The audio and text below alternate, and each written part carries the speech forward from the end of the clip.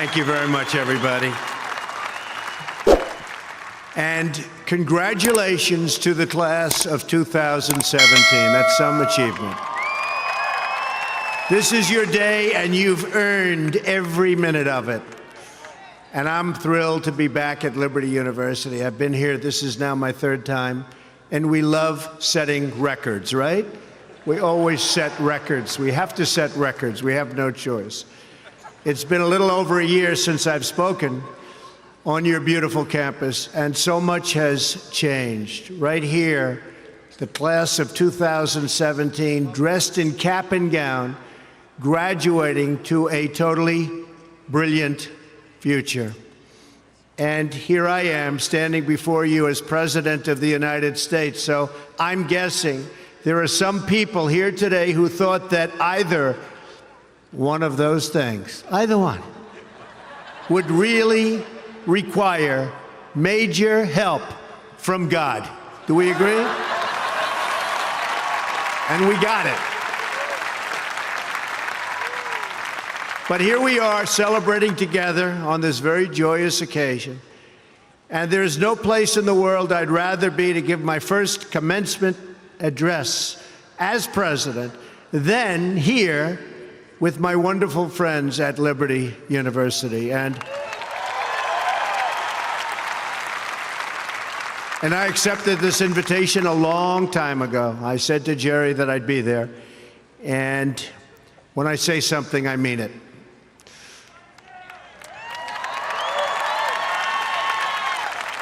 I want to thank President Jerry Falwell and his incredible wife, Becky. Stand up, Becky. For their kind words, their steadfast support, and their really wonderful friendship. Let me also extend our appreciation to the entire Falwell family, Trey, Sarah, Wesley, Laura, and Caroline. Thank you for everything you do to make this university so exceptional. One of the truly great schools. Most importantly, to our new graduates, each of you should take immense pride in what you have achieved. There's another group of amazing people we want to celebrate today, and they are the ones who have made this journey possible for you. And you know who that is? Nobody. You forgot already. You're going to go out, you're going to do whatever you're going to do. Some are going to make a lot of money. Some are going to be even happier doing other things. They're your parents and your grandparents. Don't forget them. You haven't forgotten yet, have you? Never, ever forget them. They're great. And especially this weekend, let's make sure we give a really extra special thanks to the moms.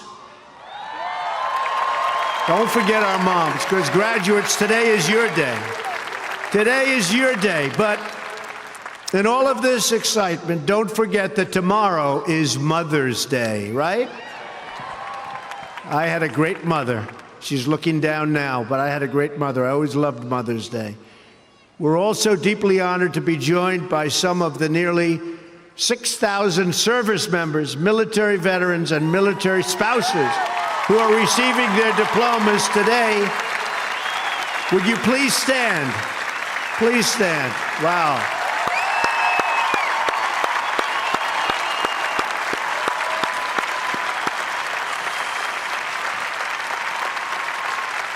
That's great.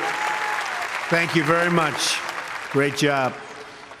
We're profoundly grateful to every single one of you who sacrificed to keep us safe and to protect God's precious gift of freedom. It is truly a testament to this university and to the values that you embrace that your graduating class includes so many patriots who have served our country in uniform. Thank you very much. To the class of 2017, today you end one chapter, but you are about to begin the greatest adventure of your life. Just think for a moment of how blessed you are to be here today at this great university, living in this amazing country, surrounded by people who you love and care about so much. Then ask yourself, with all of those blessings and all of the blessings that you've been given, what will you give back to this country and indeed to the world? What imprint will you leave in the sands of history? What will future Americans say we did in our brief time right here on earth? Did we take risks? Did we dare to defy expectations? Did we challenge accepted wisdom and take on established systems? I think I did, but we all did, and we're all doing it. Or did we just go along with convention, swim downstream so easily with the current, and just give in because it was the easy way, it was the traditional way, or it was the accepted way? Remember this: nothing worth doing ever, ever, ever came easy.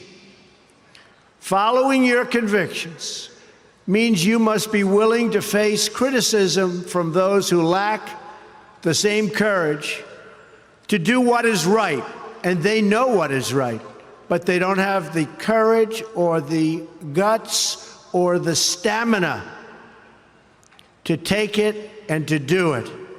It's called the road less traveled.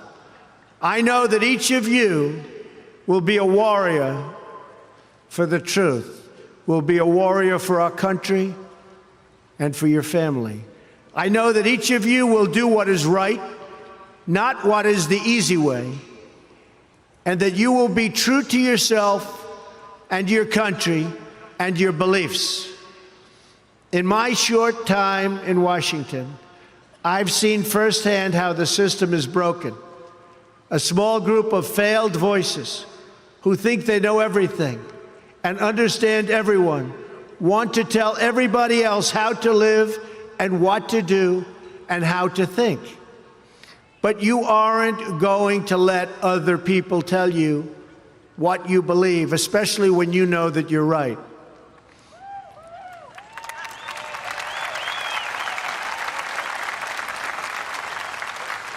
And those of you graduating here today who have given 500,000 hours of charity last year alone, unbelievable amount of work and charity, and few universities or colleges can claim anything even close. We don't need a lecture from Washington on how to lead our lives. I'm standing here looking at the next generation of American leaders. There may very well be a president or two in our midst. Anybody think they're going to be president? Raise your hand. In your hearts are inscribed the values of service, sacrifice, and devotion. Now you must go forth into the world and turn your hopes and dreams into action. America has always been the land of dreams because America is a nation of true believers. When the Pilgrims landed at Plymouth, they prayed. When the founders wrote the Declaration of Independence, they invoked our Creator 4 times. Because in America, we don't worship government, we worship God.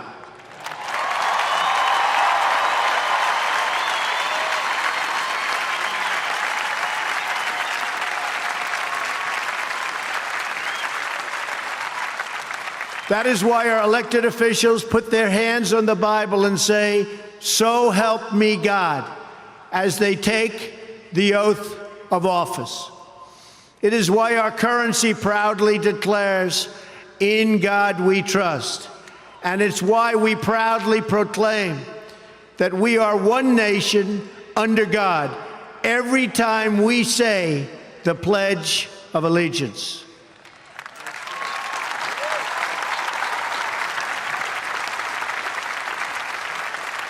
The story of America is the story of an adventure that began with deep faith big dreams and humble beginnings. That is also the story of Liberty University. When I think about the visionary founder of this great institution, Reverend Jerry Falwell Sr., I can only imagine how excited he would be if he could see all of this and all of you today, and how proud he would be of his son and of his family. In just 2 days, we will mark the 10th anniversary of Reverend Falwell's passing. And I used to love watching him on television, hearing him preach. He was a very special man. He would be so proud, not just at what you've achieved, but of the young men and women of character that you've all become. And Jerry, I know your dad is looking down on you right now, and he is proud. He is very proud. So congratulations on a great job, Jerry. Reverend Falwell's life is a testament to the power of faith to change the world, the inspiring legacy that we see all around us in this great stadium. This is a beautiful stadium, and it is packed. I'm so happy about that. I said, how are you going to fill up a place like that? It is packed, Jerry. In this beautiful campus, and in your smiling faces, but it all began with a vision. That vision was of a world-class university for evangelical Christians. And I want to thank you because, boy, did you come out and vote, those of you that are old enough. In other words, your parents. Boy, oh boy, you voted. You voted. No doubt many people told him his vision wasn't possible, and I am sure they continued to say that so long after he started, at the beginning with just 154 students. But the fact is, no one has ever achieved anything significant without a chorus of critics standing on the sidelines explaining why it can't be done.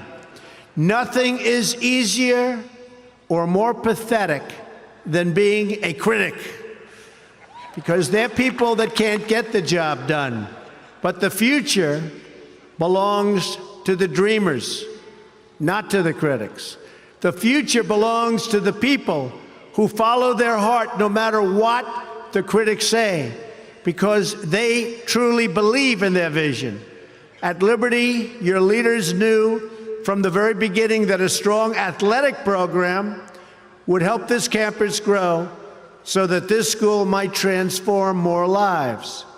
That is why a crucial part of Reverend Falwell's vision for making Liberty a world-class institution was having a world-class football team, much like the great teams of Notre Dame. Great school, great place. In fact, Vice President Mike Pence is there today, doing a fabulous job, as he always does.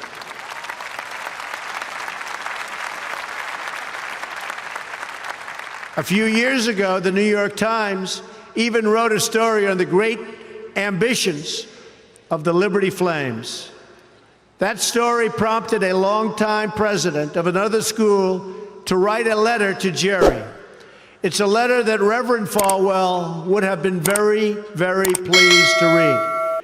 Jerry tells me that letter now hangs in the wall in the boardroom of your great university. It came from the late Father Theodore Hesburgh, who was the beloved president of the University of Notre Dame 35 years ago.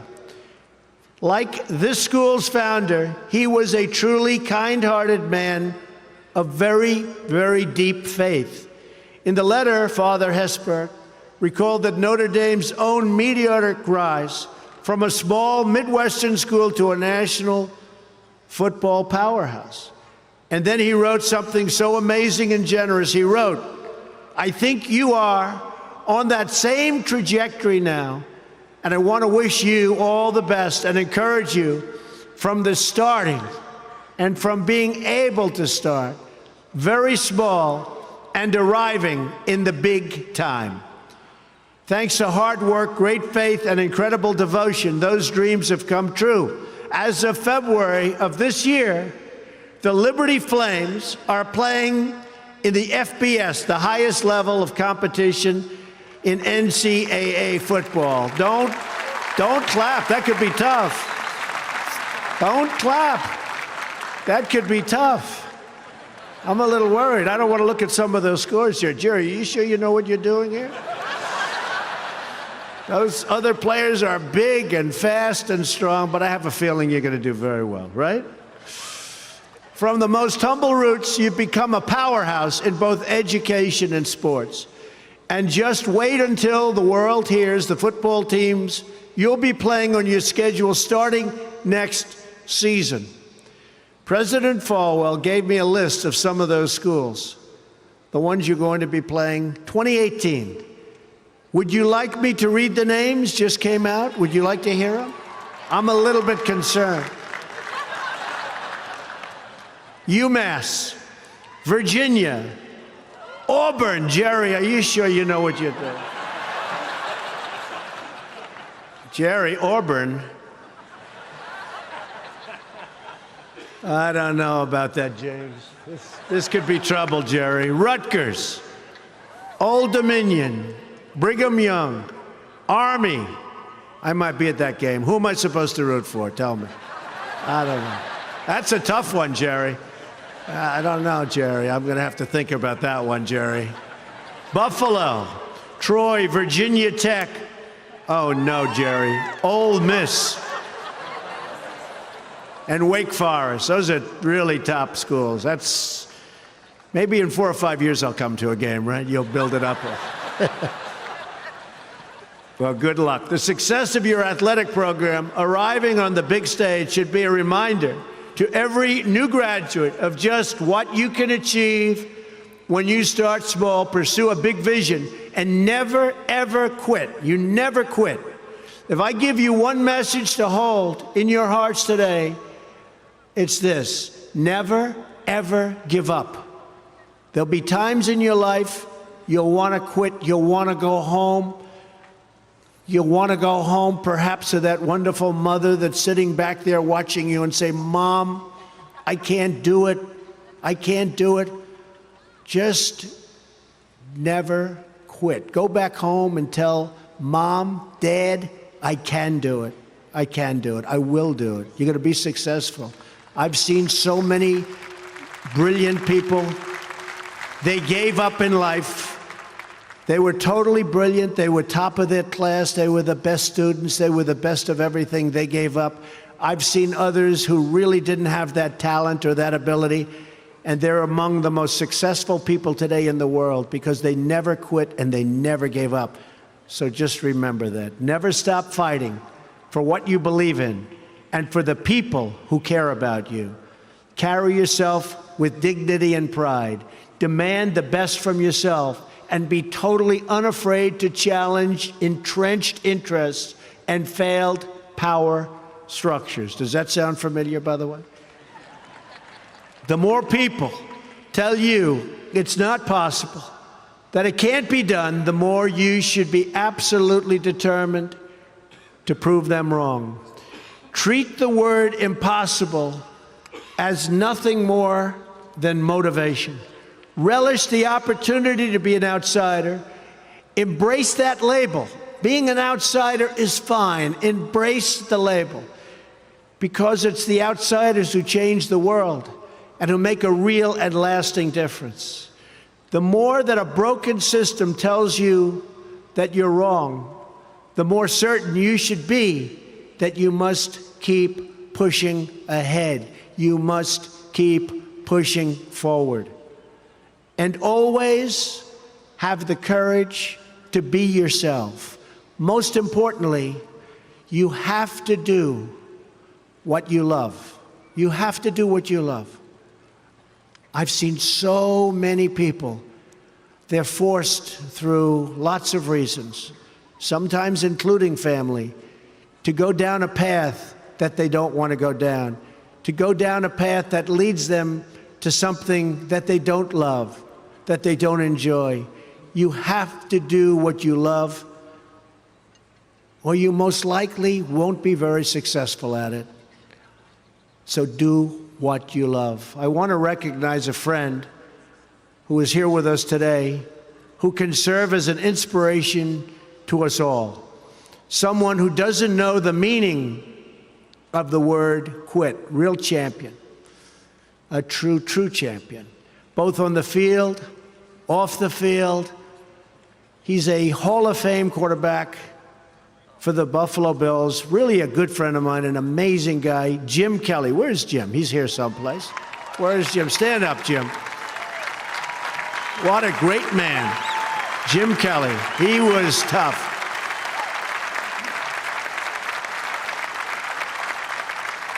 Jim, do you have any idea how much money you'd be making today? They'd hit Jim, it was like tackling a linebacker. They'd hit Jim, 4 guys, 5 guys that weighed 320, and he'd just keep going down the field. He was much more than a quarterback. He had tremendous heart, and he knew how to win. Jim is tough, and his toughest fight of all was that he beat cancer not once but twice.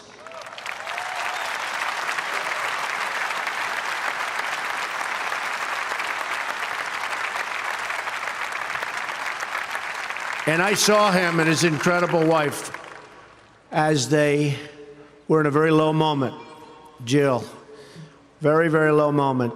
And it was amazing the way they fought. It didn't look good. I would have said, maybe it's not going to happen. But there was always that hope because of Jim and Jim's heart. But I want to just say it's great to have you here today, Jim, and these people are big, big fans. And if you could get a young version of Jim Kelly, you'll be beating a lot of teams, Jerry. So, interestingly, though, I said, I wonder what Jim's doing here. His daughter, Erin, crosses the goal line to you and today with you. So, Erin, stand up. Where are you, Erin? Where is Erin? Congratulations, Erin. Congratulations. Graduating from Liberty. Great choice. Thank you. Liberty University is a place where they really have true champions. And you have a simple creed that you live by, to be really champions for Christ.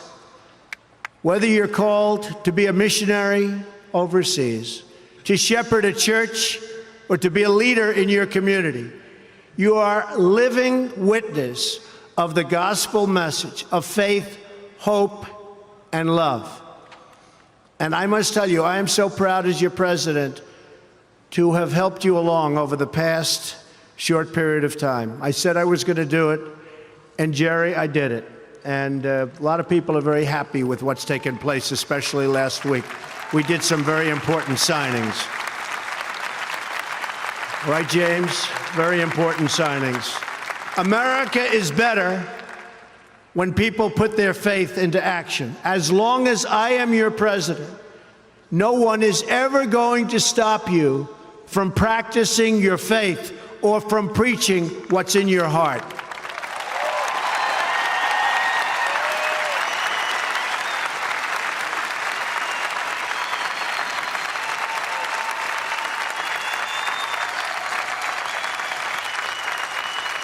We will always stand up for the right of all Americans to pray to God and to follow his teachings. America is beginning a new chapter. Today, each of you begins a new chapter as well. When your story goes from here, it will be defined by your vision, your perseverance, and your grit. That's a word Jim Kelly knows very well, your grit. In this, I'm reminded of another man you know very well and who has joined us here today. His name is George Rogers, Liberty University CFO and Vice President for a quarter of a century. During World War II, George spent 3.5 years as a prisoner of war. He saw many of his fellow soldiers die during the Bataan Death March. He was the victim of starvation and torture as a prisoner of war.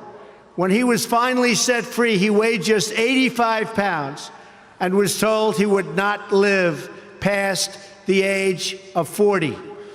Today, George is 98 years old.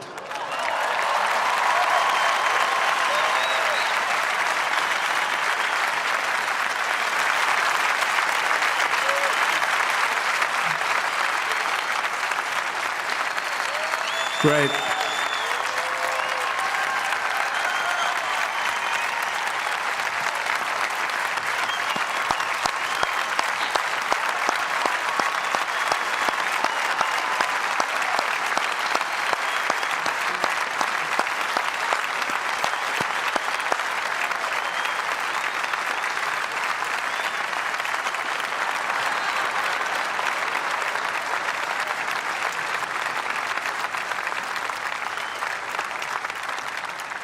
That's so great, George.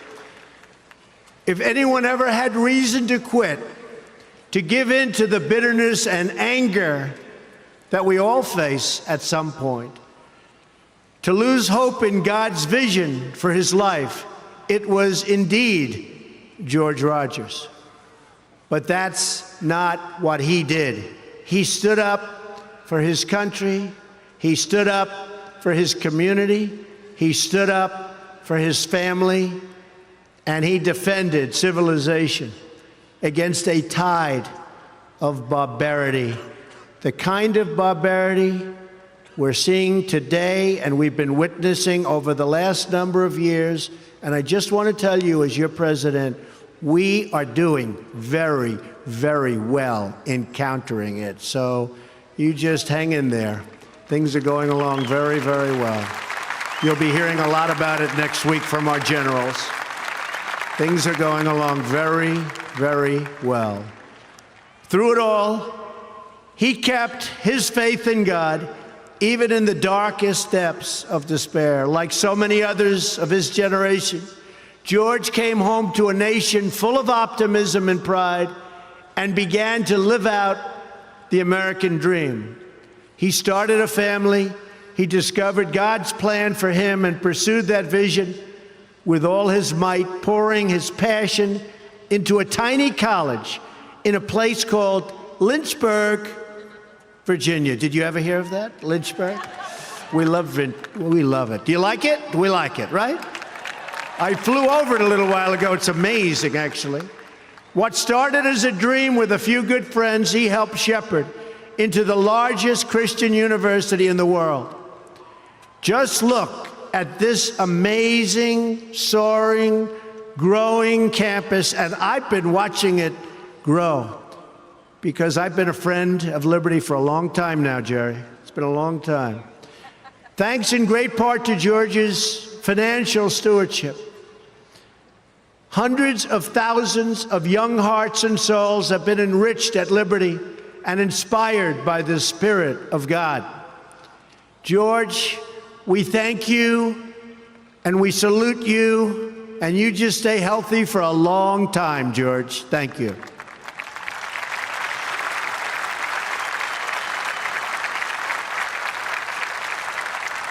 Now it falls on the shoulders of each of you here today to protect the freedom that patriots like George earned with their incredible sacrifice.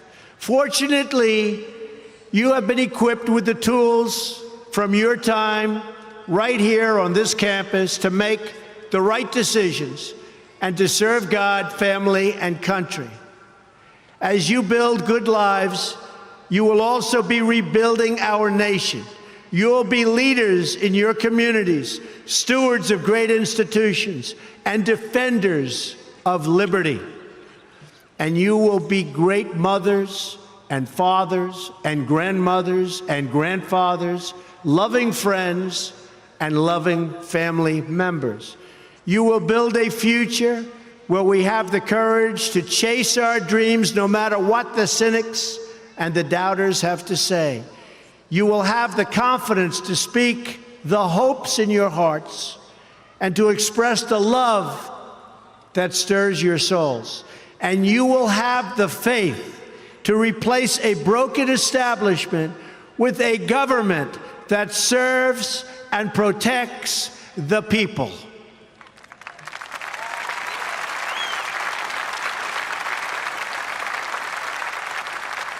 We must always remember that we share one home and one glorious destiny. Whether we are brown, black, or white, we all bleed the same red blood of patriots. We all salute the same great American flag, and we are all made by the same Almighty God. As long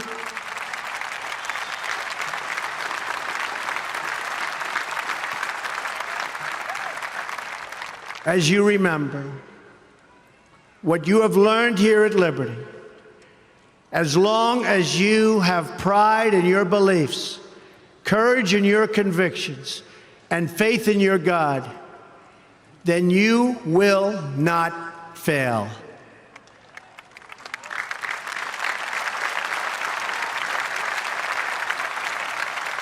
And as long as America remains true to its values, loyal to its citizens, and devoted to its Creator, then our best days are yet to come. I can promise you that.